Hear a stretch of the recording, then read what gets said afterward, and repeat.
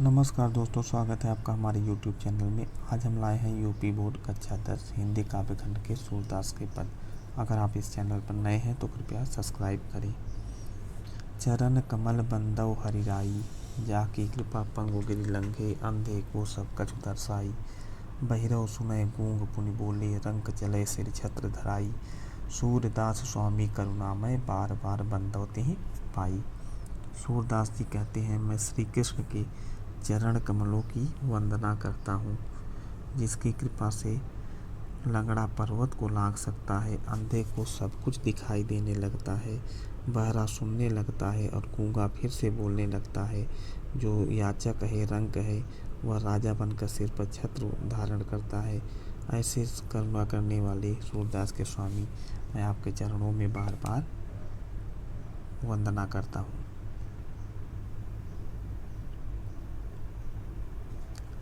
अविगत गति कछु कहत न आवै, ज्यों गूंगे मीठे फल कौरस अंतर्गत ही भावै।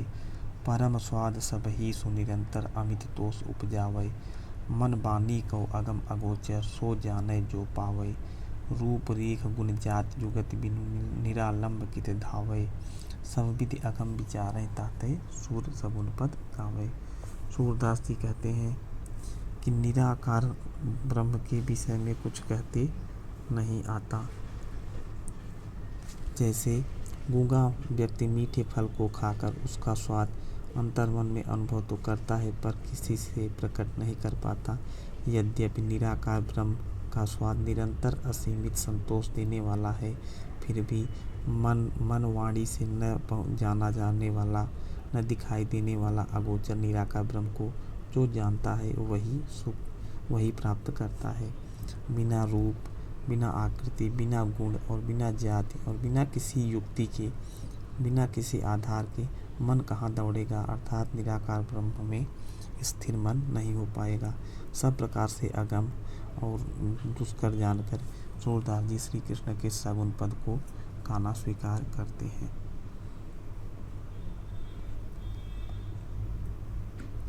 किलकत कान घुटुरवनि आवत, मणिमय कनक नंद कै आंगन, बिंब पकड़ि बै धावत।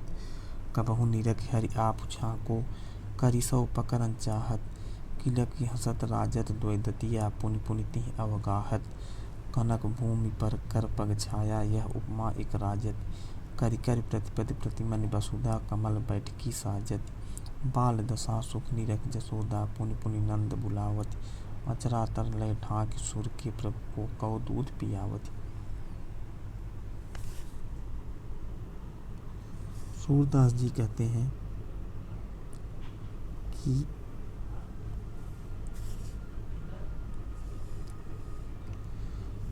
श्री कृष्ण किलकारी मारते हुए घुटने के बल आते हैं।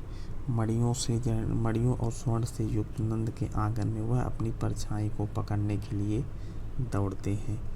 कभी वह अपनी परछाई को देखकर उसे हाथ से पकड़ना चाहते हैं।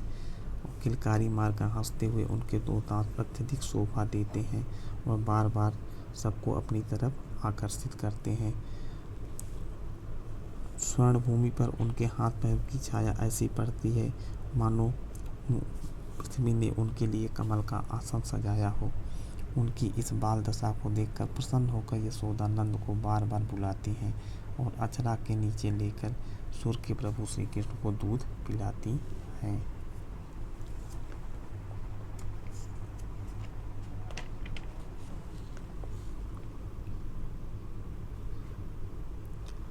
मैं अपनी सब गाय चरै हो, प्रात होत बल की संग जय हो। तेरे कहे न रह हो, ग्वाल बाल गायन के भीतर, नय कौ डर नहीं लागत। आज न सोवो नंद दुहाई, रैनि रहो गो जागत। और ग्वाल सब गाय चरै हैं, मैं घर बैठे रह हो।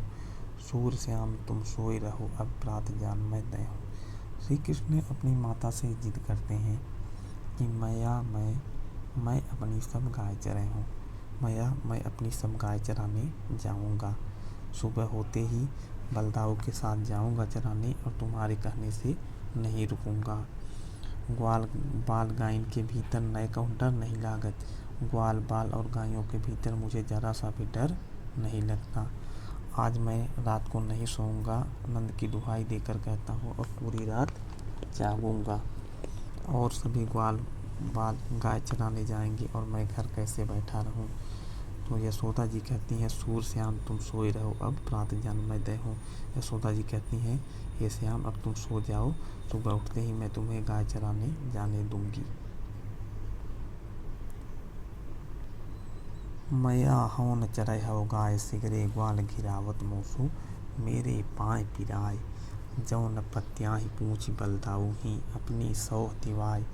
यह सुनि माई जसुदा ग्वालिन गारी देत दिसाय, मैं पठवत अपने लड़का को मन आवय मन बहराय, सूर श्याम मेरौ अति बालक, मारत ताहिर गाय।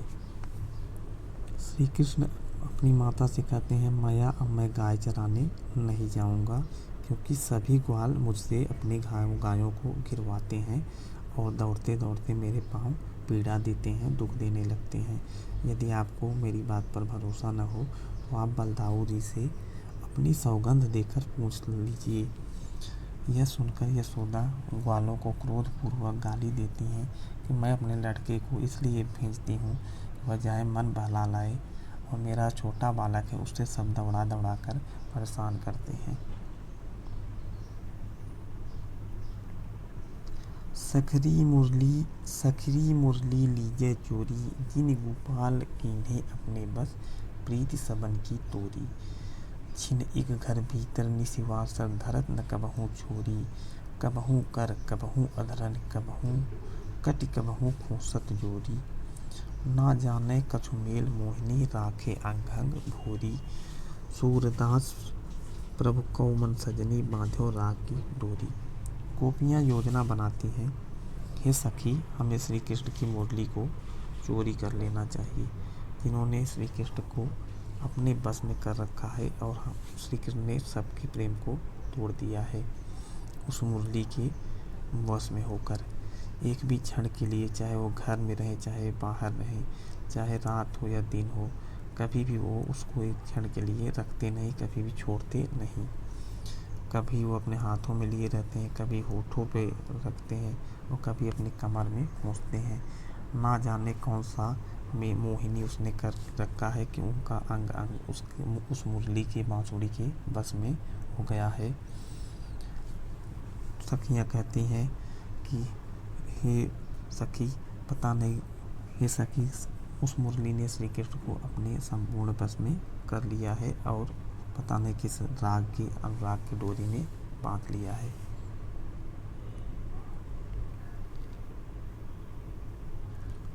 ऊधव मोहि ब्रज बिसरत नाही, वृंदावन गोकुल बन उपवन, सघन गुंज की छाही।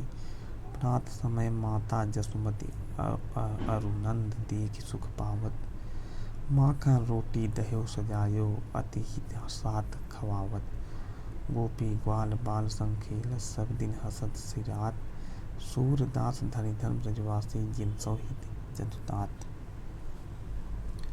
श्री कृष्ण ऊधव से कहते हैं, हे ऊधव मुझे ब्रज जहाँ मेरा बचपन बीता भूलता नहीं, वृंदावन गोकुल के वन उपवन, वहाँ की घनी कुंज की छाया मुझे याद आती है। सुबह सुबह यशोदा और नंद बाबा को देखकर मुझे अपार हर्ष और सुख मिलता था।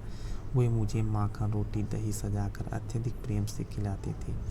गोपियों और ग्वाल बालों के साथ खेलते हुए मेरा पूरा दिन सुखपूर्वक हंसते हुए बीतता था। सूरदास जी कहते हैं, धन्य है ब्रजवासी जिनके बारे में श्री कृष्ण सोचते हैं, स्मरण करते हैं। ऊधव मन न भये 10-20, एक हुतौ सो गयो श्याम संग, को औराधे ईस।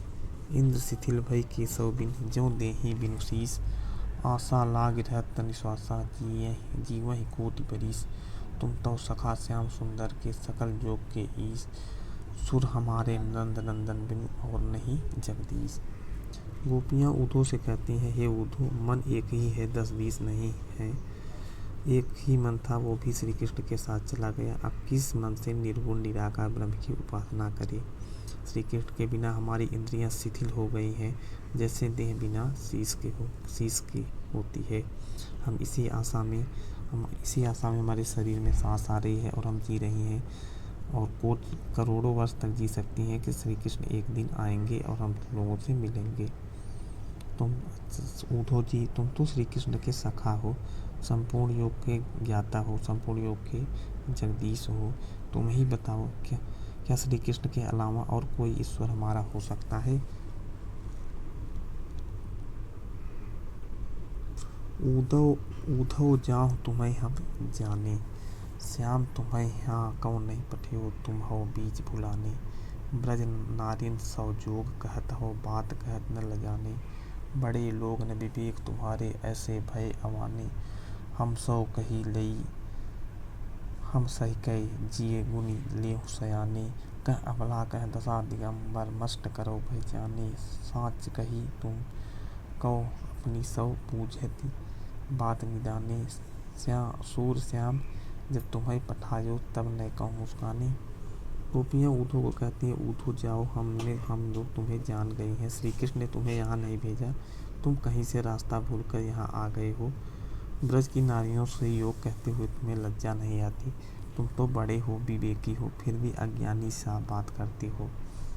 आपने अभी तक जो कहा हमने धैर्यपूर्वक सुना। अब तुम ही बताओ, कहाँ हम अबला नारियाँ, कहाँ निर्वस्त्र दिगंबर की स्थिति, इसका अंतर तुम नहीं पहचानते हो? तुम्हें सौगंध देकर हम लोग पूछते हैं, सच सच बताना, जब श्री कृष्ण ने तुम्हें यहाँ भेजा तो जरा सा भी मुस्कुराने नहीं?